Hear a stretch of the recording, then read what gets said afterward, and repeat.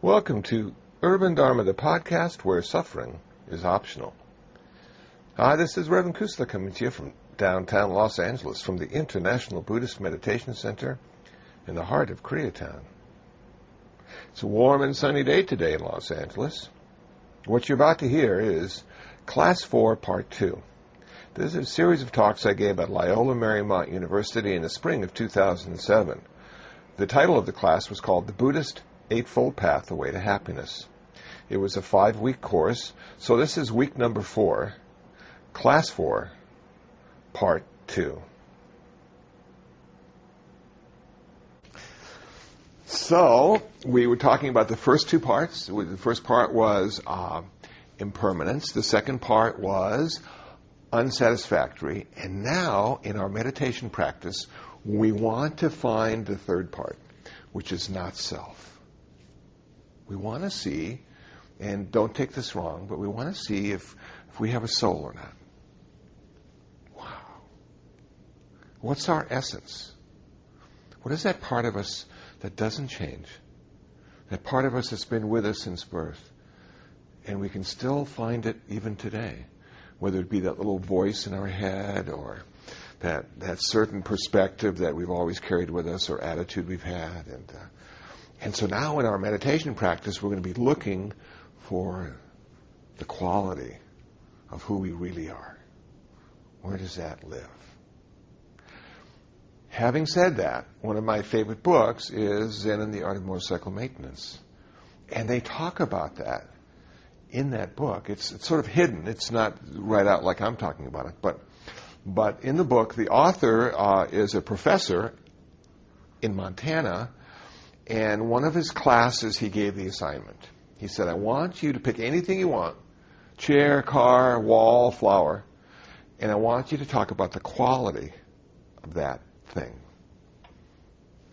As many words as you want to use, describe the quality of the flower or the chair or the car. And not one student came back with a paper. They all failed. They said, we know the quality. We sense the quality. We understand that maybe a Mercedes has more quality than a Ford. But when it comes to describing it, we can't find it. We can't find it, and we can't find the words. And I'm reading this book, and I hadn't ever thought about that before in that way. And I'm going, that is so cool. Because I struggled for years on not self. When I first read in Buddhism about emptiness, I said to myself, what are they talking about? What is this emptiness? Is it the glass is empty? Where does this, what is it? And I would ask people, and I would ask knowledgeable people, and they would give me wonderful answers, but it still made absolutely no sense to me. And I struggled for years, literally years, until one day, true story, Bodhi Tree Used Bookstore. My hand just reached for a book on the shelf, and it came up, Spectrum of Consciousness, Ken Wilber. Dog-eared, marked a lot, less than half price. Okay. I opened it up and I started to read some of the stuff. I'm going, this is what I need. This is what I need. And I bought it. I took it. I read it. And that allowed me to understand about not self. It was his very first book. He was 23 years old, working on his PhD, and a dishwasher in a restaurant. I mean, it's just, you couldn't have a better movie than that. And he sat down and wrote this book, and he talked about the spectrum of consciousness, the different levels of consciousness. And I said, okay, I got it. I know what they're talking about now. But let's go back to Zen and the Art of Motorcycle Maintenance. I wish they would have done this. Because in the story, the author had a Honda Superhawk 400 motorcycle, and his buddy had an R80 BMW. Now, his buddy always felt the BMW had much more quality because of the German engineering. And I wish they would have done this in the book. It would have made it even better. That say to both of them, okay, I want you to take your Honda and your BMW and go out and find a Kmart parking lot. And we'll give you the tools, and you take apart your motorcycles into their 10,000 pieces. And we'll give each one of you a magnifying glass, and I want you to find the quality of your motorcycle. Because I want to see the quality of the Honda, and I want to see the quality of the BMW, and I want to see which one has a better quality. So now in my mind, I imagine them going out and looking through all those bits and pieces of their motorcycles for the quality. Somehow, when you take one and make many, quality vanishes. It goes away. And yet, when you take the 10,000 pieces and make one, quality arises. Essence arises. Soul arises. Self arises. It seems to be a product of one, not a product of many. Okay, so now I'm working on this, and I'm thinking, okay, yeah, that's it. So as long as I see me, as one, as I, as mine, whatever word you want to use, I've got quality. I've got an essence. I've got a soul. But when I start to look in each little individual part of who I think I am, I come up with emptiness. Emptiness of independent existence. That's what they were talking about. That's what I couldn't get. That's what I couldn't understand about emptiness. They were saying empty of independent existence. They were saying nothing can exist independently. They were saying everything is conditional. I couldn't see it. I couldn't hear it. Nobody explained it to me in that way. And then, because of that book and my persistence, I got it. That I can't exist independently. I am conditional. I need a certain amount of water every day to live. If my water is taken away for 5 or 6 days, I'm a goner. That's not independence. If they take my food away for 40 or 50 days, I'm a goner. That's not independence. If they take my air away for 5 or 6 minutes, I'm a goner. So I can't exist independently. This idea of one separate from everything else is a delusion. We all made it up. We're in conspiracy with each other to exist independently. I see you, you see me. But we're not one. We're always separate. Sometimes, if we love each other, we think we're one until we don't love each other. And then we know we're separate. So this idea of oneness is sort of in the fabric of our perception of the world. And at some point, one became the thing to be. At some point, one became the ultimate number. I've got to blame monotheism a little bit for that. Because we were fine back in the old days with many gods and deities and feminine and masculine, and there was just so much stuff. Everything was magical and alive. We had the rivers and the streams and the sun and the moon. Every one of those things were deities and magical and special. And then it was one, and it turned out to be a patriarchal one. Wow. If that doesn't put you in a bummer, I don't know what does. So now we're in this sort of postmodern age, they say. Now we're questioning the one. Now we're trying to see what makes the one up. And we're deconstructing the world around us in a very real way. And what are we finding? We're finding a bunch of pieces that are connected. We've lost that one. One doesn't have the same value in 2007 than it did in 1927. But in that, we have much more freedom. Because what we've gone from is uniformity to unity and diversity. If one isn't the best, that allows us, I suppose, to be who we think we need to be, and yet still connected to everyone around us. And it allows us to look within ourselves and be comfortable with the idea of not existing independently. That in fact, the ultimate level of reality, according to Buddhism, is that we are always interconnected and interdependent. None of us are ever separate from each other. It is an illusion, it is a function of self, of ego, which allows us to identify, categorize, critique, criticize, be separate from, be able to manipulate, to have power over. And it works great. If I'm not the door, I can leave. If I'm the door, I'm here forever. Wow. So I've got to be different than the door, so I can use the door. I have to be different from the car, so I can drive the car. If I'm one with the car, I can't even drive it, because there's no car to drive.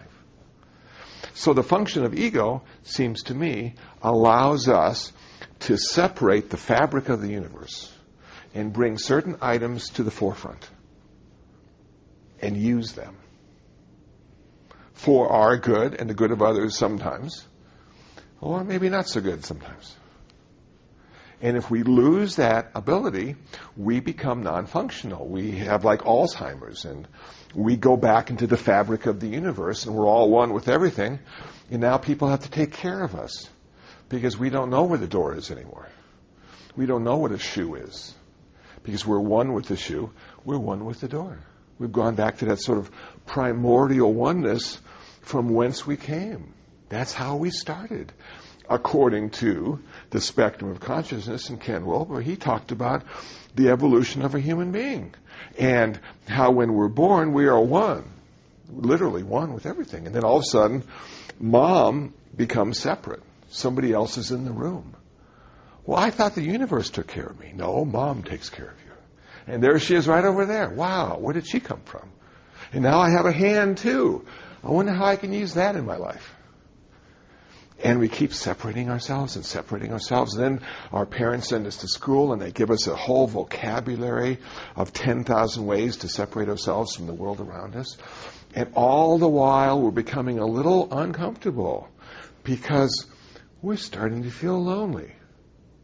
I'm separate now from this world in 30, 40, 50,000 ways, depending on the size of my vocabulary and my personal experiences. How can I ever feel comfortable being separate in that many ways? I want to go back. I want to go back to that primordial oneness. It was so cool because every time I cried, the universe took care of me. It changed me and fed me. It made me feel safe and comfortable. Now I cry and they tell me to shut up. I want to go back. And Buddhism says you can never go back. And Ken Wilber says you can never go back. That's a category error. We can't forget everything we've learned. We can't go back to that kind of oneness. What we need to do is transcend this duality and go to that place of unity. It's transcendence, it's not descendance.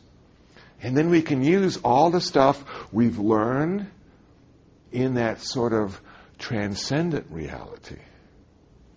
But we don't forget anything. We just have come to the conclusion that we're not it anymore. That's not who we need to be. That's not who we are.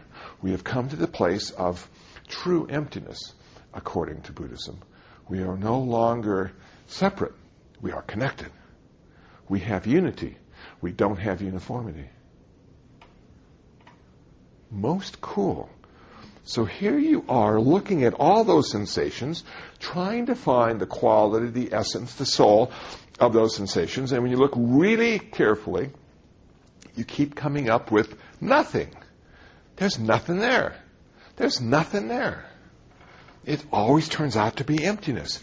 And then you apply that same observation to the world around you. But you got to be careful now because you can go really weird if you keep looking at all these things and not find it. You keep like looking at your mom and saying, Mom, who are you really? Where do you live?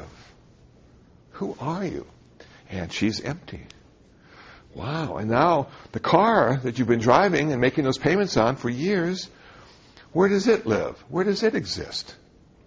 What part of it is the soul, the essence? And then you look in the mirror one day and you have courage and you say, okay, where do I live? Where do I exist? I'm going to look carefully to find out.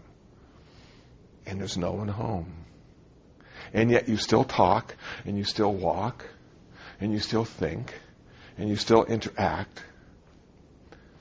But there's no one doing it anymore in the same way that used to happen. And then you say to yourself, well, if there's really no one there, why do I need to defend myself if somebody says this about me or that about me? Because there's no me to defend. And in fact, there's no one criticizing me as well, because they don't exist in the way they think they do. And I've seen in my own reality that I don't exist in the way I thought I did. So I don't need to defend myself because there's no one criticizing me. There's just a bunch of stuff happening, and it's all connected. But I can't live that way because people will think that I need some therapy. So I need to be the picture on my driver's license.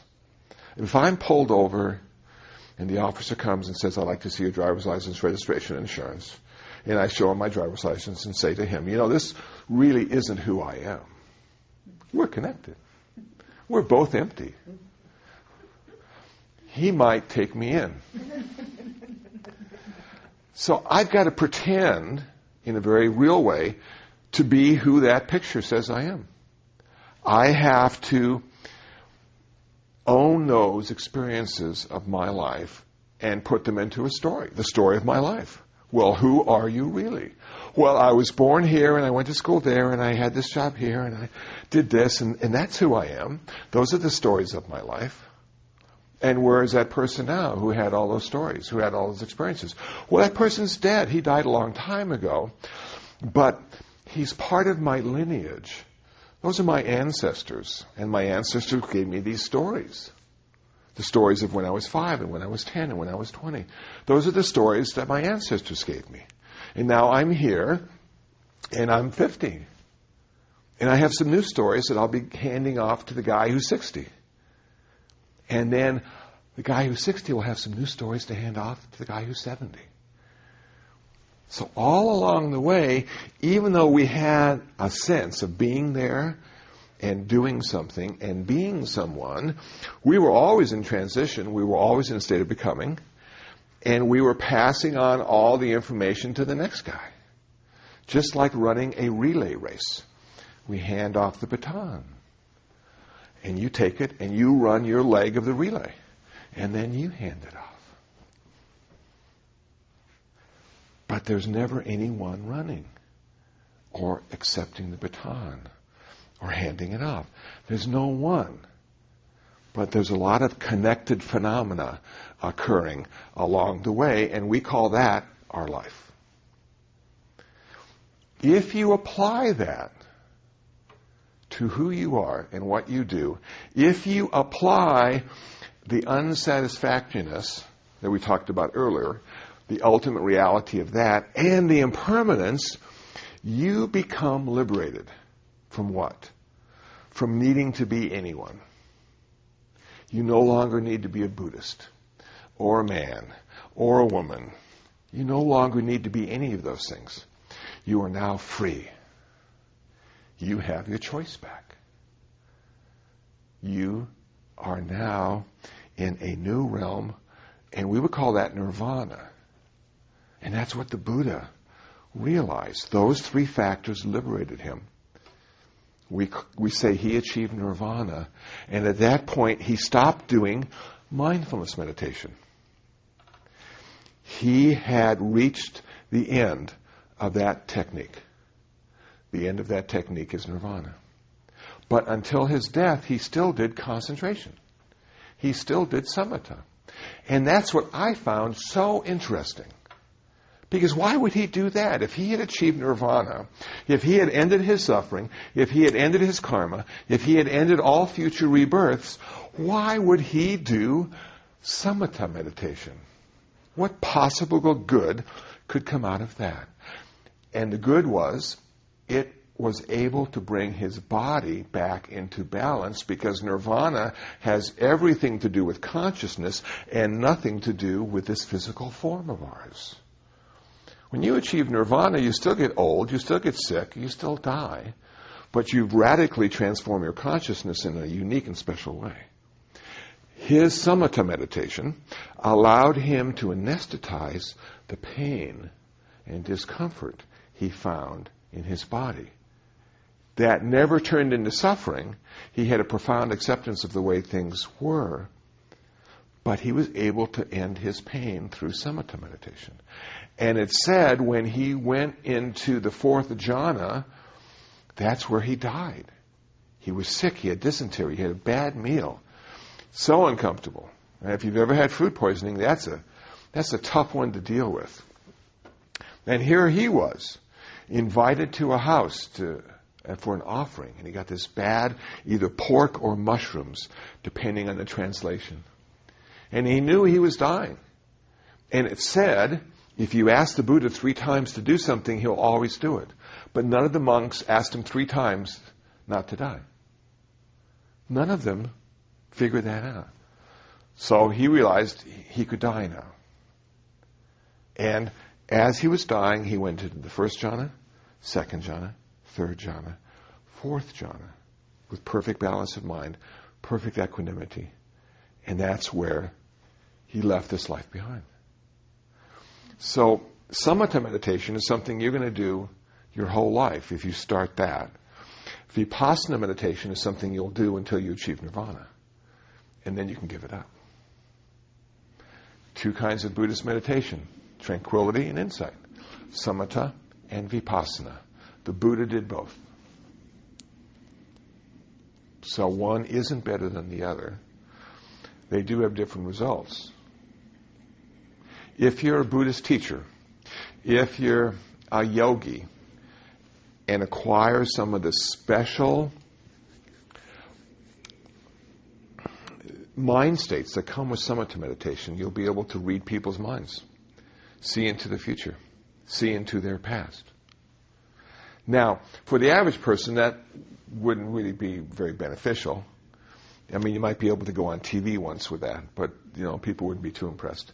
But if you were a teacher and you looked at your student and could see all their past karma, you would be the best teacher they ever had, because you'd know exactly what to say and how to say it. And that's why the Buddha encouraged his monks to do both kinds of meditation. Not one or the other, but do both. So the foundation of insight became samatha. And in Reverend Echo's school of Buddhism, they do both together. Serene reflection, awareness, and peacefulness. What a wonderful place to be. Any questions? Did that story make any sense? Were you able to follow it? Aren't you glad I'm recording this? Yes. Okay. Could you feel it, though? Did it make sense, sort of? Seeing the 3 aspects of Buddhist wisdom and how that could be a liberating factor in your life? But I missed I missed a chunk which would have helped me to see clearly and more clearly. What chunk does it feel like you missed? I'm not really sure. Okay. Emptiness. Yeah, that's the whole thing we're talking about. But I can't get there with my thinking. It's really, really hard to get there, and it took me a couple of years, and a lot of books, a lot of meditation, a lot of asking and thinking. It's something that is difficult to come to grips with, because what it's doing is challenging who you really are at the core. And if you're a Christian, Jew, Muslim, you got a soul. If you're Hindu, you got a soul. If you're most religions, you've got a soul. What do you do with that? Does that mean that you don't have a soul then, according to Buddhism? Well, no, it doesn't mean that at all. You can have a soul, according to Buddhism, but what Buddhism is saying is that you're not the soul. You can't use that as who you really are either. Anything you find who you think you really might be, that's not it. Even the soul. So when you've exhausted all possibilities of who you are, that can be challenging. Where do you go then? What do you say then? Well, there's actually nothing to say at that point. You just go get a cup of coffee.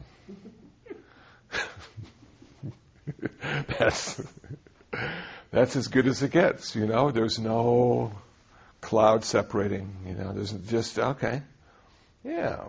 And the process continues. It always has. It will to the last breath. You know, there's always something to do, some place to go, someone to be. You know, so, you know, today I went to the guitar store to buy some strings. I was a customer buying guitar strings. Okay. So that's what I was for a while. Then I had lunch. So I was a guy eating lunch. That's what I did for a while. Then I took a nap. The cat was right there with me. So I was a guy napping. That's what I was for a while. Then I get to come here and I get to be in front of the class. Wow, that's fun to be. And then I go back and take the dog for a walk. So I'm the dog walker. Okay. But who is the guy doing all that stuff? Well, it doesn't seem to be anybody there, but it still gets done. The dog gets walked, the lunch gets eaten, guitar strings get bought. It still gets done. Wow, that is so cool. But a bit disconcerting, because wouldn't you like to take credit for some of that? Especially if it's done well, you know? And if it's blame, of course, it's nice to know that you're not really at blame, because there's no one there to blame. But if there's praise, hey, I'll take that. Thank you, you know? I suppose it brings us to a place of lightness with our life, you know? It's not quite as serious as it used to be before we had that insight. We start to see that perhaps it's more important to be concerned about others rather than the self that doesn't exist. And that's what I have found in spiritual practice. Not necessarily my own, even though I volunteer a lot, but people who are spiritually advanced seem to be selfless in that way. There's something about spiritual practice that allows you to transcend self. Now, if you're a Christian, you might fill yourself with God, so there's no place for you to be. If you're Buddhist, you might just empty yourself, so there's no place for you to be. But there's this transcendence and selflessness which allows for service, it seems to me. And most spiritual paths seem to end in that way. And I thought that was fascinating. And I see in Buddhism how they sort of structure their practice to allow you to become empty, but still be of service and not take credit or blame for the stuff that you do. You know, so when I was at Juvenile Hall, I went there for 5 years. I have a couple really nice-looking certificates on my wall saying I was there and did a good job. But as we talked earlier, I just showed up, you know, and did what seemed to be needed to do, and then I left, did something else. So not being who you think you need to be allows you flexibility. You know, you can become president, you can become movie star, CEO, mother. You can become anything you want to be, because that doesn't really exist in the way people think it exists. It's sort of cool. And I guess we can also be a Buddha if we practice, because that may not exist either. I guess we somehow carry this image of who we are around with us. And we need to, don't we? And partake of things Yes. according to this image.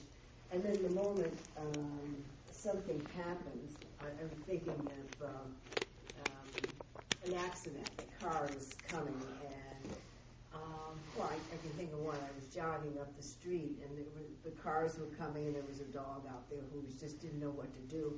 And I just ran out, and I shushed the dog out of the street. And I didn't think, I just shushed it out of the street.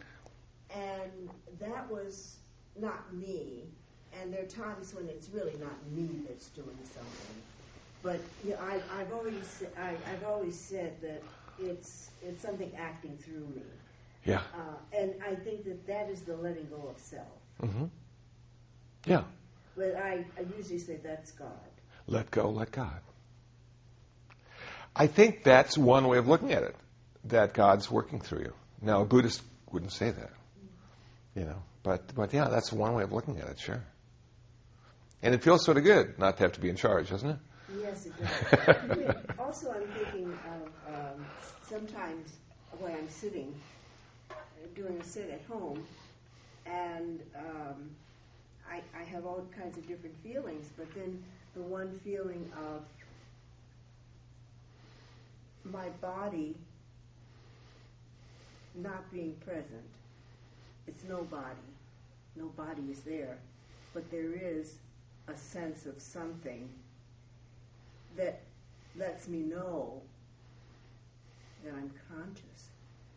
But I don't have, my body is very immaterial. Mm-hmm. And then I always think of that as being kind of the closest thing that I can get being alive to death. Mm. I don't know, but it's a really good feeling. Mm-hmm.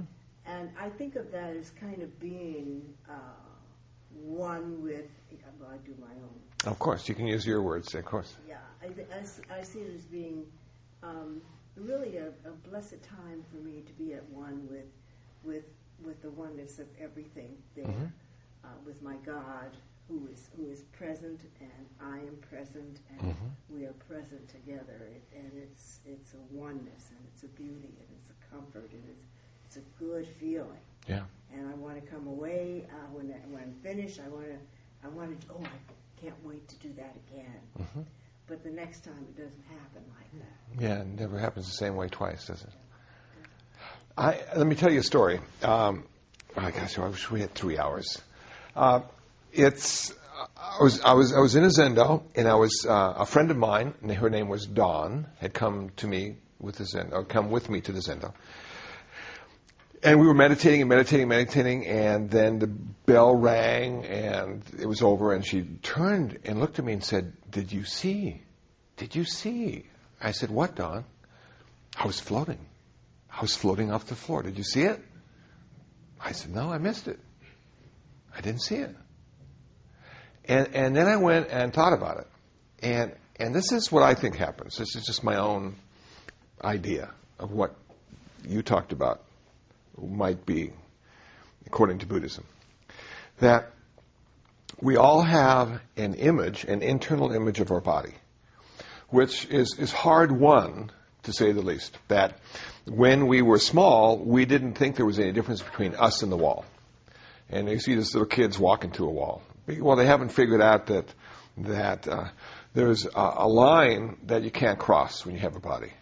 Your body, and then you have the world. Your body, and then you have the world. And as we grow up and get more skillful, we can actually not even look and pick up a cup of coffee and drink it and put it back without even looking at the coffee. We can read the paper, pick up the coffee, read it. And why is that? Because we have this internal image of where our body ends and the world begins. We have a sense of ourself, literally. Now we're meditating, and we're going to this deep state of concentration, and our body image starts to dissolve. And now that knee that was on the floor and was hurting just a little bit, now that becomes a universal sensation. That's the universe, and that's just sensation. There's no longer a knee that hurts. Now the universe has sensation. And we have reconnected to the universe in that very special way. Our body no longer prevents us from being connected to everything. And I have felt that exact feeling you described. I have been there, and it is so light and so comfortable to reconnect again and not be separate. And not be separate. And then, as consciousness comes back into its normal form, well, we have to be able to stretch our leg and get up. And if we don't have a leg, if it's just the universe and sensation, we're going to be just sitting there forever. So this little body image comes back, and now we reconstruct ourselves, and here we are. And we go, oh, man, back in the body again. But there was something wonderful about being free from it for a while. Now, we weren't free from the body. The body is what is our vehicle, and we're lucky to have it. We've got one of the best vehicles on earth. When you look at the dogs and the cats and the fish and the snakes and the birds, our vehicle can do so much more than their vehicle can. Wow.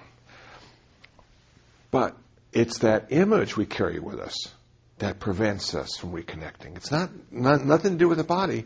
It's that self-image. It's that physical image we carry with us all the time. And if we're able to let go of that, how wonderful is that? Yeah, and I think that's what perhaps the Buddha did in his nirvana. He just transcended all of that, and now his body was no longer his. It was the vehicle to be of service to others with. You know? Very cool. So, Dawn, I'm glad she looked at me and said, did you see me floating? Because that started this whole train of thought. Leaving the house and going down the tracks, you know.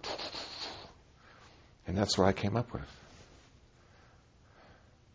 It's not quite as neat as leaving the body behind. But I suppose when it's our time to drop the body, it's probably going to be better than we think. If we've had these little experiences, insights, while we're still alive. There's probably nothing to fear at all. Yeah. That's good. Anybody else? Jonathan, you got any? No? Just, okay. Yeah.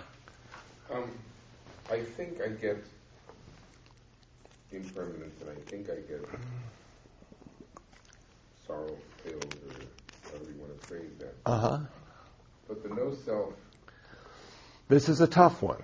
And what we'd have to say is to correctly speak about it, we'd have to say not self rather than no self, though I find myself saying that occasionally. And what does not self mean? That means that anything we think is self is not. And we can just have a whole laundry list of things that make up who we think we are. And each one we say, I'm not that. I'm not that. I'm not that. And then you come to this place, I'm not any of them. And so you are empty of an independent self. You are conditional. You can't exist independently. And that's empty of independent existence. That's what emptiness means in this sense. Empty of independent existence. So the Buddha is not saying there is no soul. I mean, what I thought was, he looked for a physical thing and he did not find a physical thing. Right. And so he said that there is no such thing. Right. But from a Jewish, Christian, Muslim perspective, they would say, but we're not talking about a physical thing. Yeah. So you're missing us and we're missing you. I don't know which. Yeah, so... Kind of like when the first Russian went into space and he said, I'm up here and I don't see a God. And of course most Christians said, well, God's not up there. Right? Not up there. Yeah, it started that way. It started with no soul because of an ethical problem. And the problem was, if you had a soul, and it was independent, and it was reincarnated, again, this is before Christianity, but it was reincarnated over and over again, there would be a possibility that in maybe some of the lifetimes you wouldn't take your actions very seriously because you could make up for it in future lives. And then this idea of nihilism, that, well, that we don't have a soul, so it doesn't matter what I do, because the end is going to be the same. And that's when I think it changed from not self from no self to not self. That there may be something there. And I know for sure that I have a self. It's there. It's in place. And sometimes it drives people crazy. But am I that self? Am I that process? And according to Buddhism, I would not be the process. But I couldn't deny the fact that it was there. And in the 50s and 60s, they used to talk about killing the self to reach liberation. Well, if all I have to do is kill the self, annihilate the self, and then I'll be free. Well, you also won't be functional. So that's not going to work very well either. So the idea is to look carefully and allow yourself to have the insight into not being who you think you are, but in a good, healthy way, in a way that liberates you, rather than freezes you in terror. You know. Yeah, it's a tough one. It's a tough one. You know, because of my mom's Alzheimer's, I have dealt with other children, people with Alzheimer's. And one of the things that really upsets me is people who say, I don't go visit her or him because he's not there anymore. Mm-hmm. And I say, of course, this is the same mother that carried me. This is the same mother who taught me to walk. How can you say she's not there? Yeah. And if there's no permanent self of any sort, then we can say, yeah, that person is not there. That self doesn't exist. And so there's nothing I need to do for that person. I can do it for Mrs. X just as well as my own mom. It doesn't matter. Whereas I say, this is my responsibility. Well, and of course the person that gave birth to you is dead. Because the woman lying in bed now is not that person. And the person that took you to school the first time is dead. And so why would you then, if you write about that and say to yourself, well, what does it matter? What does mom really mean? Well, I had those feelings too, but not in a skillful way. It was a very unskillful way. Until I came to Buddhism. And what one of the verses in the Dhammapada says, if I'm not mistaken, that might not be the Dhammapada, but it goes something like this. Even if you were to carry your parents on your shoulders for the rest of your life, you still couldn't pay them back. So you have a duty to your mother. And that's an old way of looking at it, because we now have rights. But in the Buddha's time, there weren't rights, there were duties. And there were duties of the children to the parents, and parents to the children, employer to the employee. And so it's your duty. Now, doesn't that sound odd in 2007 to say it's your duty to take care of your mom? Because you're not doing it because it's your duty, you're doing it because you love her. And you want to make her comfortable, you don't want her to suffer. You're her son, she's your mother. But in the Buddha's time, it was your duty. So whether she's the same person or not, whether there's a self there or not, it's your duty. I think now it comes, because I've had my grandmother and my aunt, I call it Lost in the Labyrinth, and I think I got that from a book a lady wrote about her mom. Do they both have Alzheimer's? Yeah. Okay. Yeah. Oh, they're gone now. They're both gone. But there's the emotional tie of these were the hands that took care of me. Yeah. This was the face that looked at me with so much love. Yeah. So when I had to bathe or change or feed, she didn't know my name, but it didn't matter to me. Yeah. So because I had it was hard at first, but it gets to the point where this is still the human being that did everything. Yeah. So but I heard that many times. My brother was like that. That was his way of just not going. That was his way of just not dealing with the urine smell inside the nursing home, and et cetera, et cetera. Yeah. And I always thought it was a coward's way out. and I still do, but that's neither here nor there. Well, we're all in different places, and it's a difficult situation for even the most enlightened person to be in. Ken Wilber talks about taking care of his wife. One of the best books, Grace and Grit. And if you get a chance, Through if you cancer, pardon? Through cancer, I think. Yeah. Cancer. She's gotten married, and she was diagnosed on the honeymoon, if I'm not mistaken, with cancer, and it was 5 or 6 years, and they did traditional therapy, they did alternative therapy, and he was the caregiver, and see, the caregiver never gets any time off. The patient can sleep and take baths, but the caregiver is always there, always on call. And at one point, he thought about going to the gun store and getting a gun. But he couldn't figure out which one to kill, him or his wife. So he didn't buy it. And at the end of the book, she dies. And it's one of the most magical experiences that I've ever read. And every time I read that last chapter, I cry. Because he really did love her, and she loved him. And you saw that manifest in her passing. And what a powerful message that is. But even the most enlightened, even the ones who practice meditation and have written many books, can find being a caregiver almost too much. So at that point, I have to say, yeah, it's difficult. And if some can't do it, yeah, it's difficult. And if some can do it, yeah, it's difficult. It sort of gets there, And my father died. He just, he went to the hospital, and like 5 days later, he was dead. And it was just like, wow, It wasn't gradual with him. I mean, he had prostate cancer, and it was getting better, it was getting worse, it was getting better, it was getting worse. He called up and said, I'm in the hospital for some tests. I call back, and the nurse says, are you a family member? I said, yeah. Well, he's dead. I said, wow. He didn't say anything. Very interesting. So sometimes when people transition, I suppose, we're called to duty, if you will. And now, who's taking care of the person, and what's the person that we're taking care of? Is it a process? This thing that was so beautiful in youth now turns out to be pretty repulsive in old age. The smells and the wrinkles, but is that what we were attracted to? Is that what we were attached to?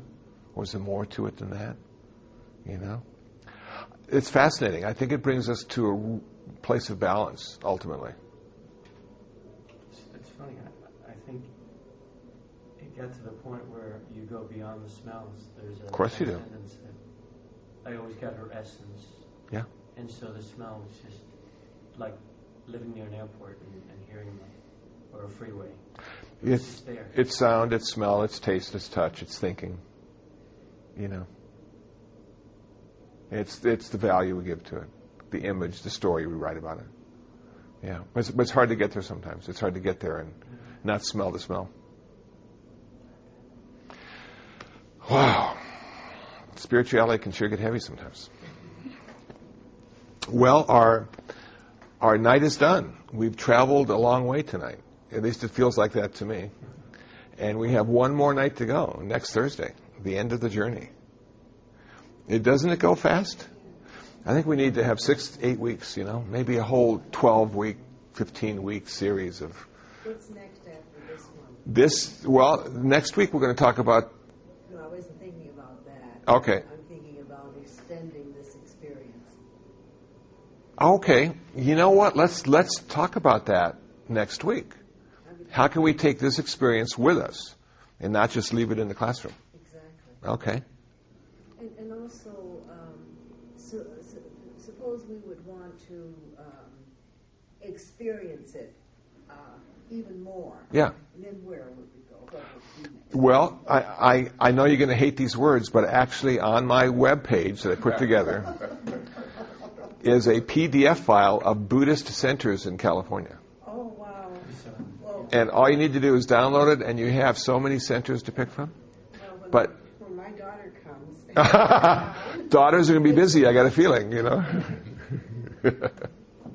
Good, but that's right. That would be the next thing,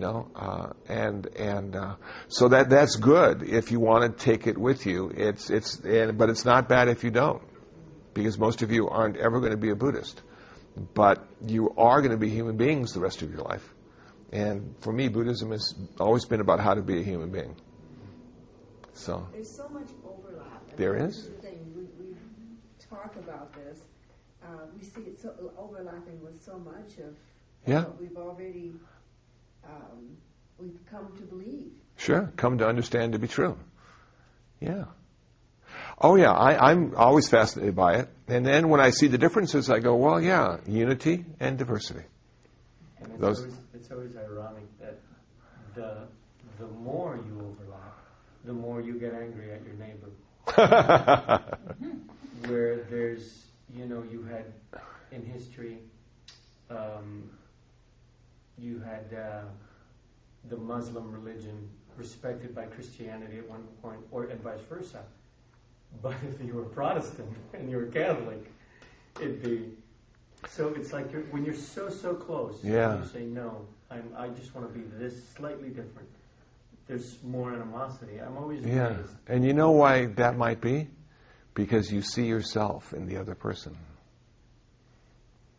And you don't like it. And yet if they're totally different, Yeah, then it's not you, so it's okay. Yeah. It's true. Could be. Well, thank you. And drive carefully on the way home tonight. And we'll see you next Thursday. Good.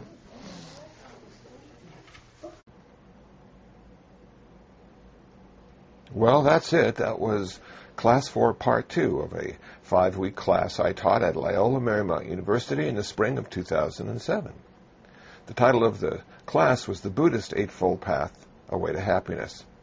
Hope you found it interesting. Hope you found it useful. If you'd like to know more about me, please visit my website, kusala.info. That's Kusala.info. If you'd like to download some free ebooks on Buddhism, please visit buddhabooks.info. That's buddhabooks.info. Well, until the next time, until the next podcast, be happy, be peaceful, and most of all, be free from suffering.